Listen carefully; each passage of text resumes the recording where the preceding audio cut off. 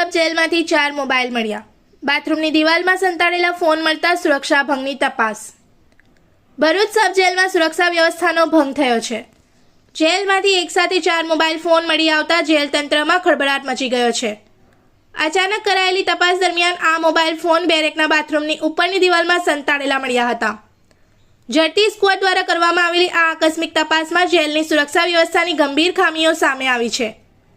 કડક સુરક્ષા હોવા છતાં આ મોબાઈલ ફોન જેલની અંદર કેવી રીતે પહોંચ્યા તે અંગે પ્રશ્નો ઊભા થયા છે। આ ઘટનાની ગંભીરતાથી લઈને જેલ પ્રશાસને તાત્કાલિક કાર્યવાહી શરૂ કરી છે। જે બેરેકમાંથી મોબાઈલ મળ્યા છે તેમાં રહેલા 33 કેદીઓની સઘન પૂછપરછ ચાલી રહી છે।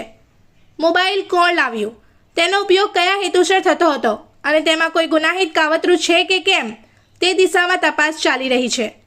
આ સમગ્ર મામલે ભરૂચ શહેર બી ડિવિઝન પોલીસ મથકે ગુનો નોંધવામાં આવ્યો છે। પોલીસે વધુ તપાસ હાથ ધરી છે। અગાઉ પણ જેલમાંથી મોબાઈલ મળવાના બનાવો બન્યા હોવાથી આ ઘટનાએ ફરી એકવાર જેલની સુરક્ષા વ્યवस्थाની વિશ્વસનીયતા પર સવાલો ઊભા કર્યા છે।